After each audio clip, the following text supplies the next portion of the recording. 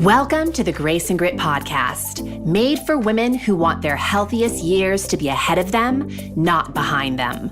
Join your host, Courtney Townley, right now as she breaks down the fairy tale health story you have been chasing all of your life into sensible action steps and lasting change.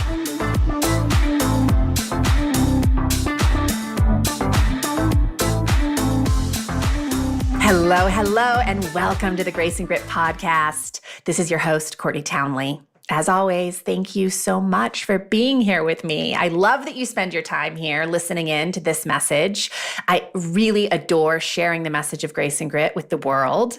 So thank you for being here and allowing me to do that. I also just want to put out a heartfelt thank you to those of you who have left reviews for the podcast recently, but also if you've ever left a review, I immensely appreciate it. It helps us to know that the message is landing, and it also helps other women to find the podcast. So if you have not left a review, if you're a frequent listener of the show, if you think this is a message that more women should be listening to or could benefit from, please do us the favor of rating and reviewing the podcast on iTunes or Spotify or whatever platform you are listening from. Now, we are in a new month, in the month of May on the Grace and Grit podcast, which means we have a new theme. And our theme for the month is finding freedom in discipline. And we started this theme with our episode last week. For those of you who missed it, it was episode 163, lots of good stuff in there. So if you want to kind of help yourself set the stage for this month of conversation around discipline, I would definitely go back and check out that episode. In the episode, we talked about using discipline as an act of devotion rather than as punishment. Because a lot of us have a kind of murky history with discipline in that we associate discipline with other people's expectations of us. And that feels icky, and it feels hard, and it feels uncomfortable. And in a lot of ways, it doesn't feel healthy. But we have a choice to reframe how we think about discipline. And I want to be really clear that in this month and in all of the work that I present in Grace and Grit, when I talk about discipline, I'm specifically speaking to self-discipline. The ability to control your feelings and overcome your weaknesses. The ability to pursue what you think is right, despite the many temptations you will likely have to abandon it. That is the kind of discipline I'm talking about and promoting and encouraging. And in last week's episode, we also kind of did a deep dive into all the reasons, and I'm sure there's way more than I mentioned on the podcast, but a lot of the reasons why we resist discipline. So this week, I want to talk about a few ways to become more self-disciplined in a way that feels aligned with where you are in your life. It feels graceful. It feels kind and compassionate. And it even feels joyful. And I know, right? Like just hearing those words, you're like, Courtney, like those are not words I typically associate with discipline. I get it. But what if you could? How would your relationship with discipline change if you could associate those things with it? So there's 5 things I want to talk about today that will help you to bring more grace and joy and ease into self-discipline. And those things are, I want to talk about responsible thinking. I want to talk about lowering your expectations. I want to talk about premeditating your actions, the power of acting as if. And ultimately, I also want to talk about finding the joy in discipline or infusing discipline with joy.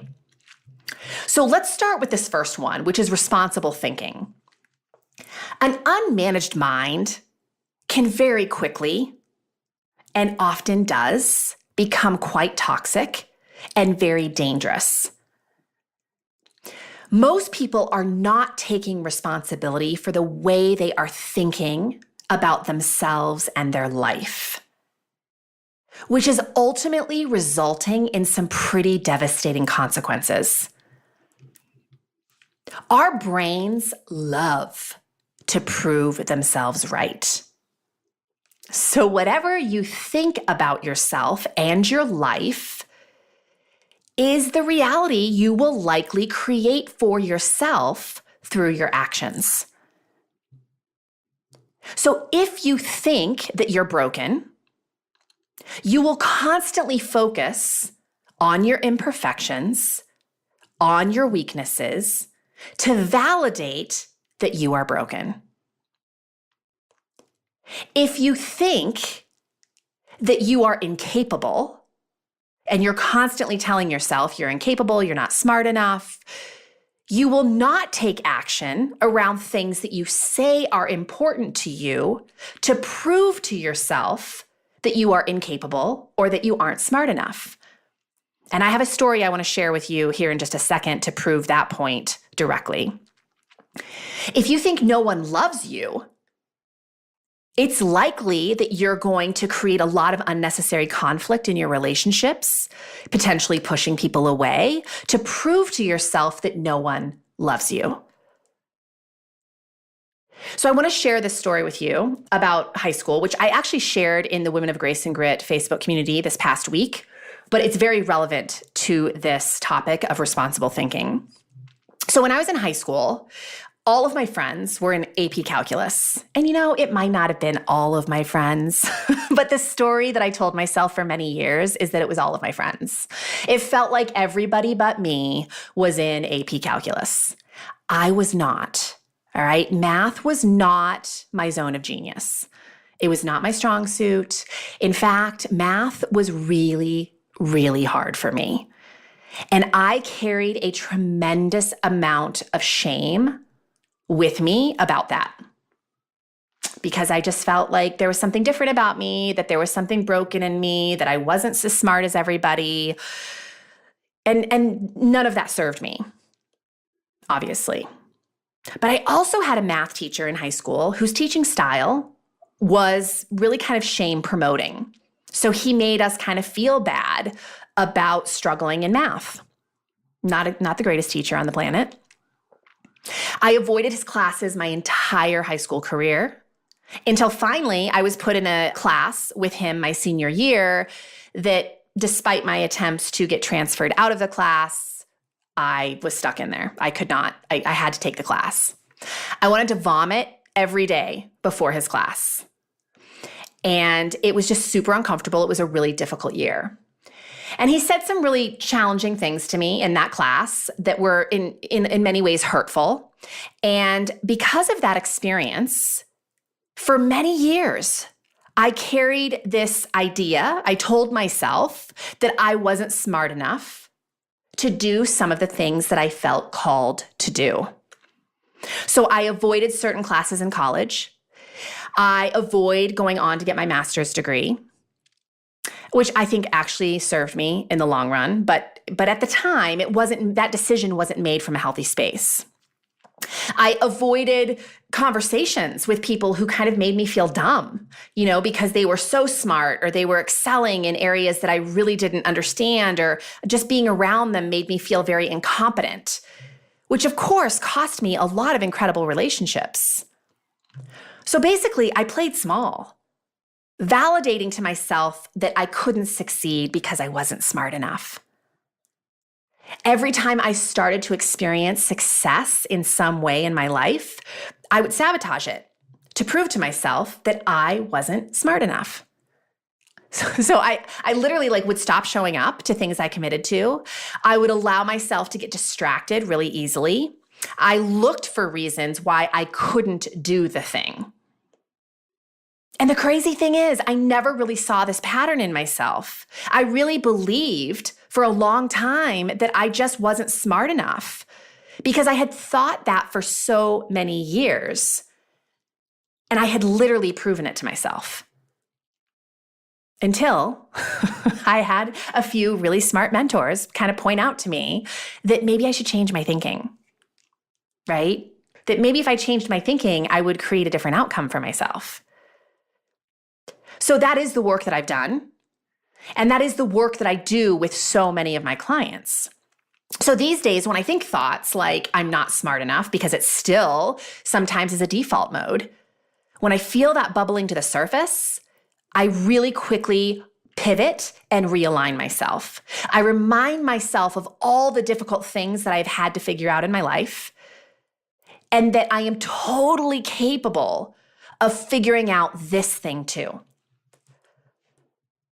So I want you today, right now, to ask yourself, what thoughts are you carrying around that are not serving you in a useful way? Because me telling myself I wasn't smart enough, how is that helpful? There is nothing helpful about that thought. And I know there are some things that everyone listening in today, you're carrying around something, some line of thinking, probably multiple lines of thinking, that are not useful to you in any way. And that truly is the weight that is holding you back. It's not the weight on your body, it's the weight in your head. So what are the thoughts weighing you down, making it harder to move your life forward? You could definitely choose not to answer that question. It's it's easy to do, easy not to do. But give yourself maybe the gift of answering it. What thoughts do you need to throw in the dumpster and set on fire, right? I have a lot. And this is a daily exercise for me. This is not something I've mastered. It's not something I've addressed a while ago and never had to address again. This is daily work. This is a practice. What thoughts am I thinking today that need to go in the dumpster, that aren't serving me, that aren't useful? The second way that I think you can gracefully lean into discipline is to extend yourself the grace of lowering your expectations. Extend to yourself the grace of setting the bar very low initially. I know that's a hard pill to swallow. I know people don't want to hear that because we take it as that it's some kind of comment on our intelligence level or our level of capability. I know that you want great things for your life. I know that there's some big change in your life that you'd likely want to pursue. But if you expect that you can apply a really thick layer of discipline where there has previously been none, you aren't going to get very far. And you know what I'm talking about, ladies. You haven't worked out for years, so you decide one day you get a hair across your butt and you decide to sign up for a boot camp that's committing to 6 days a week of really intense exercise, and then you wonder why a couple weeks later you're falling flat. You did that. You made that choice. You set the bar so stinking high. You layered on such a thick layer of discipline that it was self-defeating. Or maybe you want to improve your diet, so you go to extremes right away. No carbohydrates, super high protein, no sugar, paleo, keto, intermittent fasting. And please, don't hear me say that there's no value in any of that. There may be. There may be a time and place. But why is it necessary to start there? When just maybe eating more often, more nutrient-dense food choices could get you really far. It's kind of like wanting to learn how to dance. So you decide to sign up for a professional ballroom competition before you ever take your first class. You could do that, but holy cow, is that going to create an immense amount of pressure and overwhelm to the process of learning how to dance? Expecting yourself to be able to overhaul your life overnight will have you actually resisting discipline like the most underslept, overly hungry giant toddler ever. One thing that I've certainly learned through decades of helping hundreds of women to better their health is that community matters. If you're loving these podcasts and want to join a community of women who are striving to take better care of themselves more consistently, head on over to Facebook and join the Women of Grace and Grit Facebook community, where we continue the conversations of these podcasts and talk about all things related to women's health. You can find that Facebook page at facebook.com/groups/Grace and Grit. Hope to see you there.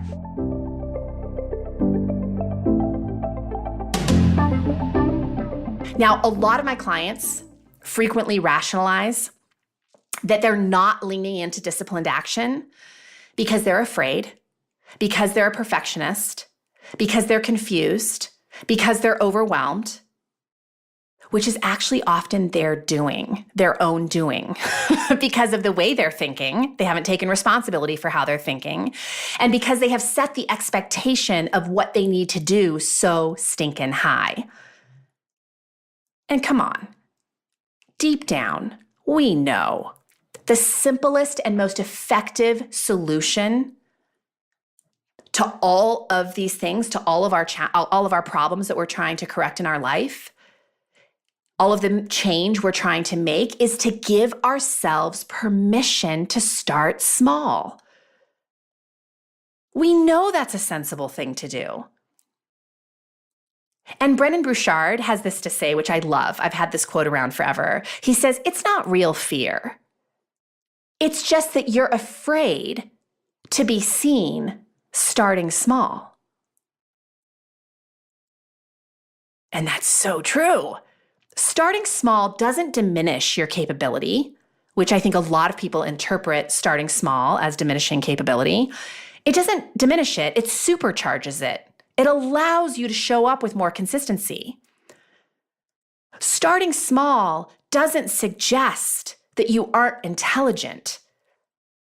In fact, I would argue that it actually suggests that you are. You're a smart cookie. You are a capable woman. You know that drastic measures taken in a short time frame rarely, if ever, work for long-term behavior change. So maybe, just maybe, granting yourself permission to start small or draw smaller circles of expectation is an indication that you're actually really serious about succeeding this time. If you haven't been exercising for years, maybe you just start walking with your dog. If you have a diet that's really high in processed foods and you want to improve your diet, maybe you start eating a few vegetables. It's not real fear. It's just that you're afraid to be seen starting small. What if you could give yourself permission to start small? Disciplined action would be so much easier. Let's talk about the power of premeditating some of the obstacles that you're going to face along the process of change. It's really difficult to embrace disciplined action when you're in a state of constantly reacting to life, right? I mean, come on, your reactions are what landed you where you are. Reactions are not going to solve your problem. If you want to show up for yourself more consistently in a way that enhances your life, it's worth your while to premeditate exactly how you're going to do that. So the way I always like to think about this is taking a trip, right? You decide where you want to go, how you're going to get there, what you need to pack, what you're going to do on your trip, where you're going to stay. You put forethought into the plan so the trip is a success. So I'm going to LA in a couple weeks for the LA Salsa Congress, which is an amazing 3 days of live Latin bands and dance classes. It's going to be incredible. But that trip is in 2 weeks. And I've been kind of premeditating it for, I don't know, at least 8 to 12 weeks because I had to buy a ticket to the event. Then I had to research plane tickets. I had to figure out what hotel we were staying at. I had to figure out how I was going to get from the hotel to, from the airport to the hotel. Am I going to rent a car? Am I going to get an Uber? What do I want to do when I'm in LA? How long do I want to be there, right? So there's all these details I had to consider to make sure that trip is a success. And I think that we would be doing ourselves such a favor, and this is largely the work also that I do with my clients, is to help them premeditate where their greatest obstacles are going to be and decide in advance how they will tackle those things in a way that does not cause overwhelm. I could go to LA in 2 weeks having not bought a ticket, not booked a hotel, not, done any of the groundwork. But I know from a history of traveling that if I decided to do it that way, holy cow, am I going to create a lot of unnecessary stress and overwhelm. Now, you don't have to premeditate. You can keep reacting in the way that you always have. And of course, my question for you is going to be, how's that working for you? It's not. Let's talk about acting as if. I've done a whole podcast episode on acting as if, and I cannot tell you right now what episode number that is, but I will put it in the show notes on the Grace and Grit website page where this podcast is found if anyone wants to reference it. In fact, if you just go to graceandgrit.com, type into the search engine at the top of the website, act as if, and you will find that podcast episode. But what I mean by acting as if is if you had already, I want you to act as if you've already achieved the thing that you are pursuing. If you were already a healthy, fit woman, if you were already a woman who respected the needs of her mind, body, and soul, what would that woman be doing? Do that. Do more of that. Fake it till you make it. Like a lot of people would say, is that what you're talking about? Yes, to a degree. Fake it till you make it. Act as if. Act as if you were already there. But it's more than fake it till you make it. It goes back to responsible thinking. So you could choose to think about all the reasons why you will fail in your pursuit by marinating in your past experiences of failure, which will cause you to act in a way that will create the evidence that you are a failure, right? So this is going directly back to what we started talking about initially. Or you could choose to think about all the reasons that you will succeed and act in a way that creates evidence that you can succeed. That too is what I mean by acting as if. Act as if you will succeed. Because, really early in my career, I had a kind of a teaching moment from a mentor of mine because I was operating under the pretense that I had to shift my belief system, right, before I could take action around something that was different. And what I learned is you can really do it either way, right? Like, yes, sometimes you're going to change your belief system and take different action because you've changed your belief. But I think what happens more often is that we start taking different action, which proves to us that a different outcome is possible. And that ultimately is what changes our belief system, that something else is possible for us. So something to consider, something to chew on, but acting as if you already have the state of health that you're craving, right? Or acting as if you're already a financially responsible person, acting as if you're already in like the most fulfilling relationship you could possibly be in with your husband. What if you just started acting as if those things were already a reality for you? How would that change your decision making? How would that change the way you show up for yourself? Finally, I just want to talk about quickly finding the joy in discipline. Again, I feel like this is a topic I have sort of pollinated into a lot of episodes in the past, but I feel so passionate about this conversation of finding the joy in discipline. There's a lot of things that you will not love about the actions you need to take to create the results you want in your life. That is just a truth. There's a lot of things I don't love doing, okay? I don't love paying my bills. I don't love going to the dentist. I don't love cleaning my house. I don't always love working out. I don't always love cooking a healthy meal at 7:00 at night.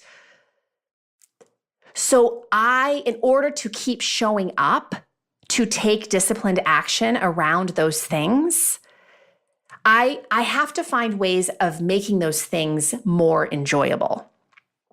And I've shared a lot of this with you over the past few years. But for example, I don't love paying my bills. So when I have to pay my bills, once a week, I have a money date with myself. And I make sure my desk is clean and I play some great music. I might light a candle. I mean, I just set the stage for it to be a really warm and inviting environment.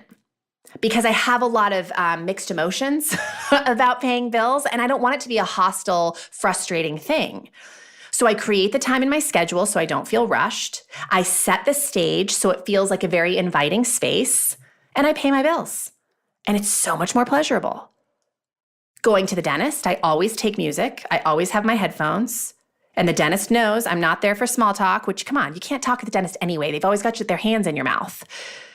But I have to listen to music because I've just never enjoyed being at the dentist. And I definitely don't think the sounds you hear while you're in the dental chair are helpful.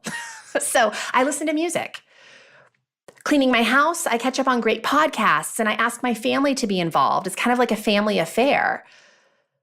So I have found ways to make the things I don't necessarily enjoy doing more enjoyable. How can you sprinkle something that you love into the things that you know will help you create the results you want, but that you don't necessarily love doing? How can you make cooking more pleasurable? How can you make working out more pleasurable? How can you make getting up early or putting yourself to bed on time more pleasurable? How can you find the joy in those things? Because if you don't, you will keep telling yourself, I hate doing these things. I don't like going to bed on time. I don't like working out. I don't like cooking healthy foods. I don't like eating vegetables. I don't like drinking water. Whatever your story is that you're telling yourself in your head, how is that serving you? How is that helping you to show up, to take disciplined action in regards to your self-care? It's not helping you. So while that may be true, what else is also true that you could maybe attach to that thing that isn't so pleasurable to make the not so pleasurable thing a little bit more joy-filled? Maybe you need to meet up with your girlfriend to go for your 20-minute walks. Maybe you need to put fresh flowers, in your home as a gift to yourself after you clean your house every Saturday. I don't know what it is for you, but sprinkle, pollinate your life, pollinate the disciplined actions that you don't love so much with things that you do love. It makes a big difference. Okay, so quick recap. 5 ways to lean into self-discipline more gracefully. Think responsibly, right? Just like driving responsibly, think responsibly. You can control how you think, and it matters really a lot to your ability to take action or not. Lower your expectations, extend yourself the grace to set the bar lower, and give yourself permission to start small. It is not a commentary on your intelligence or your capability. It means that you're really ready to succeed this time. Premeditate your actions just like you would for a trip. Act as if you have already created the thing for yourself. Ask yourself, how would I respond to this decision if this were already true? Right? And finally, find the joy in discipline. Fertilize discipline with joy. I hope that's helpful. I love hearing from you. If anything landed in a big way, I want to know about it. You can always email me at Courtney@graceandgrit.com. I look forward to seeing you here again next week. Take care, my friends.